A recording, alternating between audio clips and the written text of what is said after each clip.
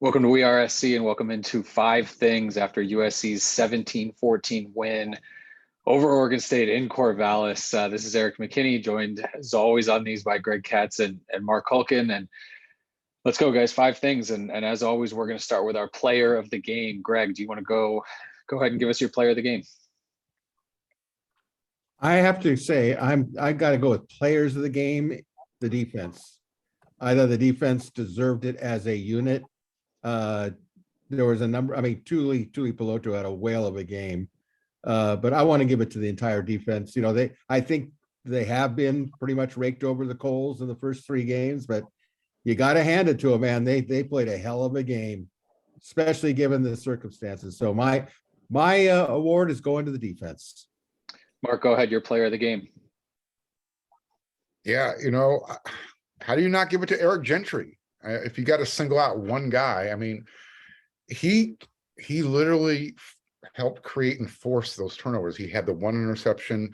He had the tip at the end that sealed the game with Max Williams getting his.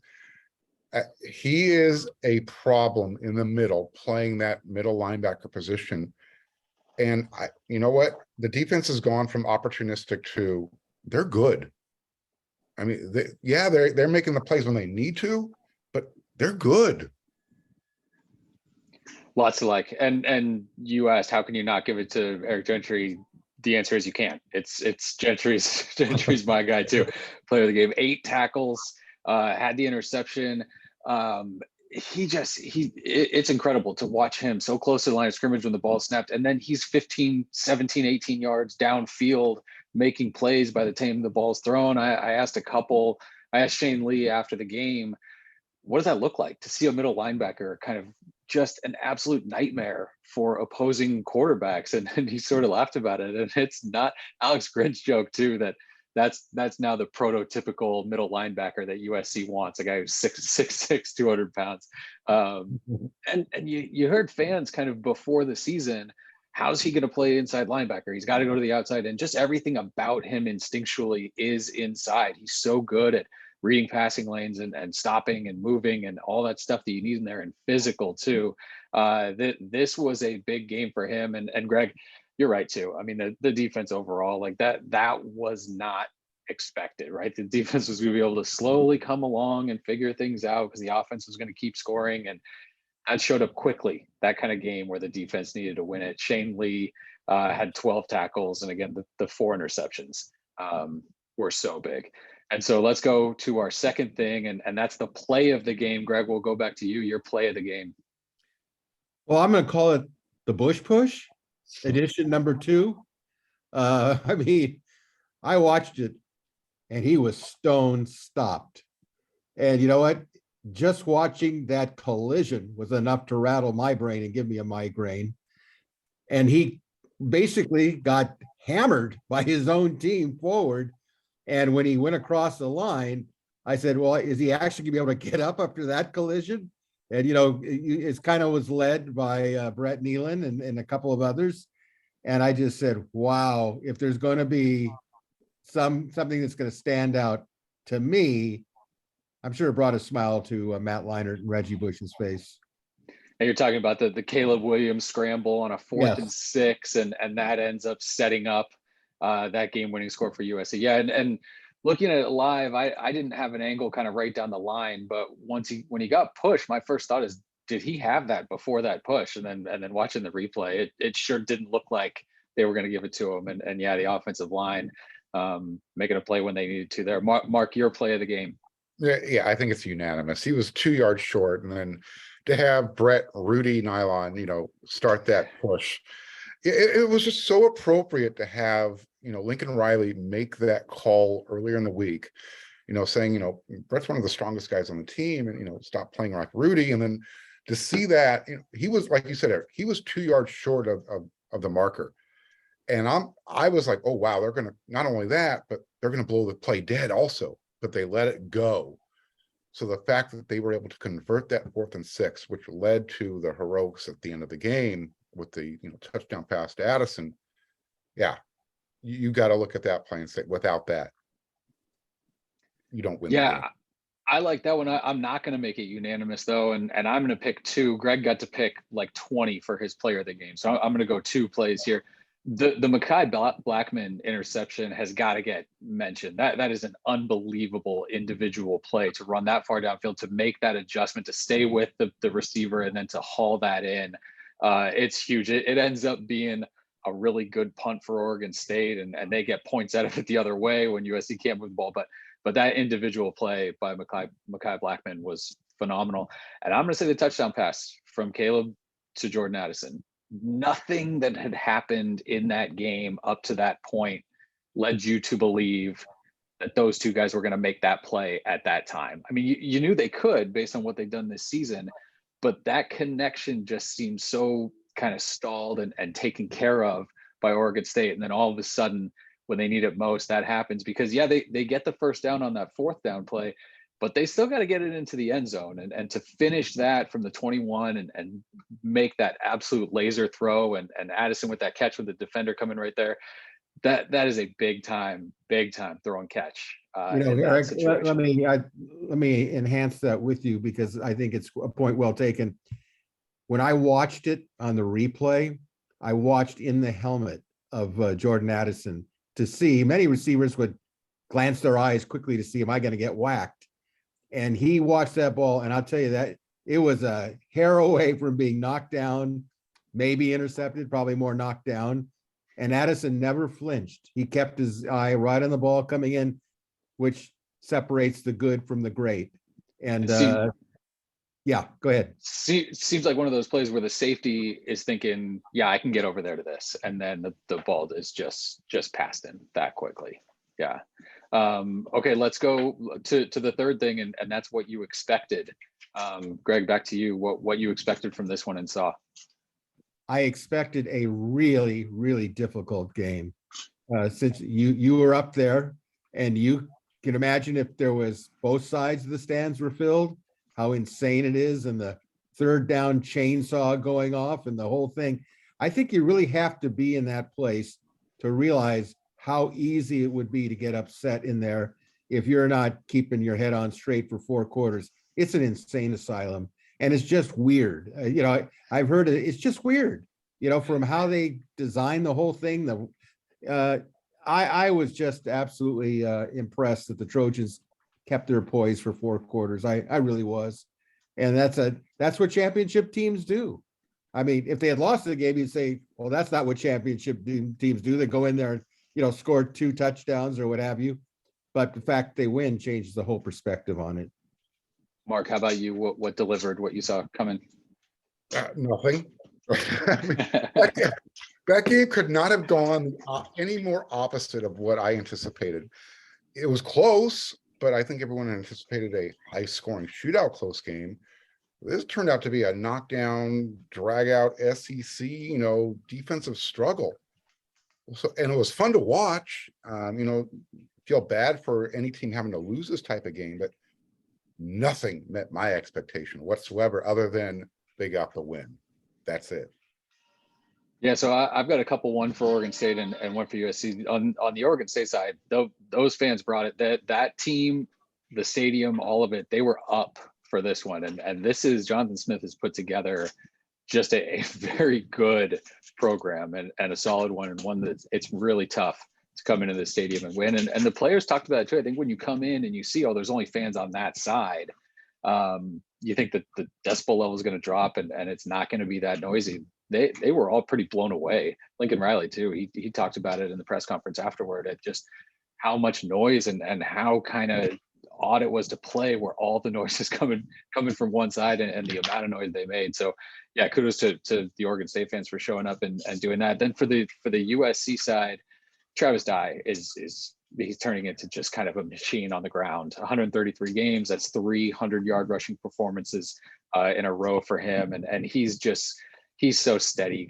Seemed like he got banged up, came off, a couple times, and he just goes back in and churns those legs. And he looks like a high school player out there, right? Just not big, not like he's going to run everyone over. And he runs so hard. Almost having a different conversation with the fumble, but USC gets that back and you move on. You keep playing. All right, so let's go to the fourth thing, and Marc, let's go to you here since you probably have quite a bit to say about this. And the fourth thing is going to be the surprise for you in the game. Yeah, well, I have two surprises. Number one, how poorly Caleb Williams played, and the fact that he stuck with it, he kept fighting through it, he made the incredible throw at the end of the game. I think was my biggest surprise was it took him that long to be able to find that championship, I don't know, oomph, drive, get it done, make it happen. But the bigger surprise to me is this defense. You still have to call them opportunistic, but at a certain point, they're better than average. They're better than serviceable. They're pretty damn good. What are they now? Plus 14 on the year. As you talked about a second ago, they almost fumbled. They haven't turned the ball over yet through 4 games. I'm surprised. When you bring in that many new players to see this type of cohesion, yeah, you're starting to feel something special brewing. And like Riley talked about the turnovers after the game too today, where he said there's really no reason that it has to balance out over the year. Like when they go play Arizona State, it's not like that game knows, oh well, they had this many turnovers last game, so we should figure this out. Like this is something that you can carry through. Greg, let's go to you. Your surprise for this one. Well, you know, the line was 6.5, 6.5. But the thing that was surprising, I think the overs and unders was 70 points. And somebody lost their shirt big time on that, I can tell you. But I was really surprised by how low a score it was. Yeah. Because if you look at the statistics of both teams, they were both averaging well over 40 points a game. Okay. And defensively, I have to go and say I was really surprised the defense played as well as they did. Now, two things I do want to point out, because Marc, I thought, pointed out about Caleb's performance wasn't, by probably his own admittance, great. One of the problems that he had, and unless you've been on a field that's severely crowned means basically he's a pitcher on a pitcher's mound throwing down to a catcher. And if you've been on some crowns, and I've been on and coached with teams that were on crowns, if you stand in the middle of the field, you are literally throwing downhill, and it's hard to adjust what it's like. It'd be like in Little League, starting off throwing on a flat surface, and then the next year you're on a mound and you go, wow, I just feel weird when I deliver the ball. So I'm gonna give him a little bit of a pass on that, a little bit. And I thought he did escape a lot of times. He escaped. How he did it, I don't know. So that's kind of an intangible to me. But when it really counted, he came through. It's like you can strike out 4 straight times and then you hit the game-winning home run and everybody forgets about the 4. But I do agree with Marc. It was not a great performance by any stretch of the imagination. Yeah, that for me, it's real easy. It's how good the defense was and how poor the offense played. I mean, that's just kind of general statements for that. It was surprising that they couldn't kind of get on track with the passing game, and it seemed like the short ones were there, and eventually when they went to that, they kind of found some there. But again, this is a couple games in a row where just kind of the traditional drop back passing, let's look downfield, and it's not there. And the Oregon State secondary, I think, did a very good job against them. And on the other side, I was actually surprised that Oregon State runs so many different looks. They've got guys going everywhere. They play action really well. They motion. They do all of that kind of stuff. And they didn't really hit a lot of big ones. There was an end around late where they got out a little bit, and Alex Grinch didn't like the run, kind of the longer run that they got for the touchdown. But they look to take shots. They look to take shots against this USC defense that can over pursue and can get out of position. And they really did a good job against an offense that is tough to keep everything in front of you when they set you up so well. So again, I just can't say enough about the defense. And the players, the players talked about that. The coaches talked about that. This is a defense gets to sit wherever they want on the bus and on the plane on the way home after this one.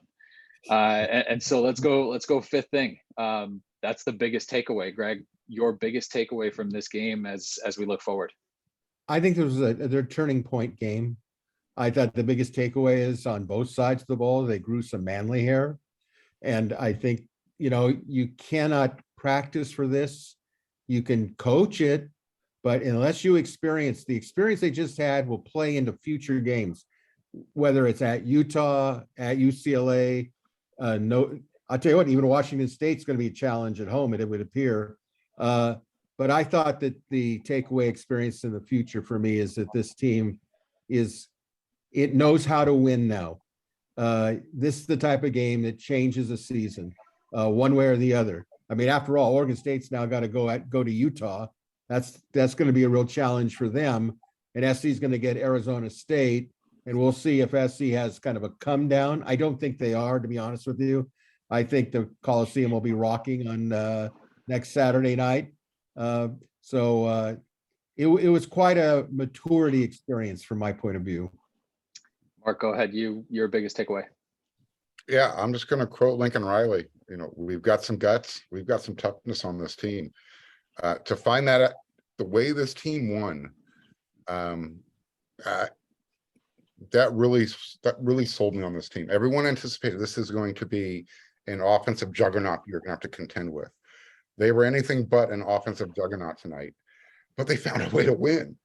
And it wasn't the offense that did it. The defense kept them in the game until the offense was able to find a way to pull it out, to hit that walk-off home run, as Greg said. So to me, the biggest difference, the biggest takeaway is how much the personality of this team has changed since Lincoln Riley has taken over. To say they bought in or they trust, I don't know. It's hard to say they haven't.